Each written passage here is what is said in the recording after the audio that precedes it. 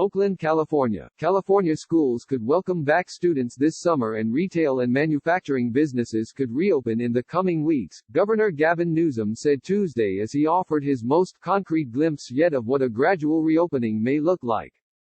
With health care capacity and hospitalization stabilizing, Newsom said the state is weeks, not months, away from making meaningful modifications to a statewide order that has relegated Californians to their homes for nearly 6 weeks. On Tuesday, Newsom said schools could start the next academic year early, possibly in late July or early August, though he did not specify how much instruction could occur on campuses. We are considering the prospect of an even earlier school year, Newsom said, adding that we need to start preparing for the physical changes in the schools. State Public Health Officer Sonia Angel explained that an earlier school year will not only help students make up learning gaps due to current campus closures, but also help parents return to full-time work. One of Newsom's preconditions for curtailing coronavirus-related restrictions is ensuring that schools and businesses can safeguard the health of their staff and maintain safe distances between students and customers. He had previously said that might look like schools staggering class times and restaurants offering fewer tables. Some businesses are able to operate with more social distance than others, and Newsom described a hierarchy of which industries can emerge from the lockdown first, some retail and manufacturing that have been closed because they are in non-essential sectors. The goal here will be creating opportunities for lower-risk sectors to adapt and reopen, Angel said, which would entail making the workspace environment as safe as possible. Among the types of businesses that could ramp up sooner, Angel said, are manufacturers of non-essential products like toys and furniture, retail establishments offering curbside pickup, and businesses that don't adapt well to remote work, like public relations or consulting firms, returning to office spaces. She also said Californians may be able to return to outdoor spaces like parks and trails that have been cordoned off around the state.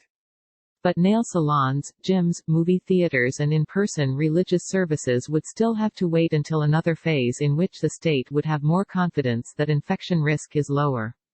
California is pushing businesses to cover ailing workers' wages so they can stay home to avoid infecting others. Major events like concerts, conventions and live spectator sports would remain prohibited until the statewide stay-at-home order ends.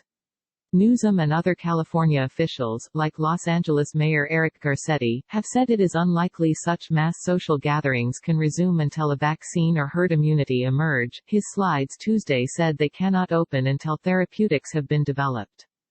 We are not going back to the way things were until we get the kind of immunity or vaccine that we look forward to, Newsom said. Whichever month students return to classrooms, school will look very different, Angel said.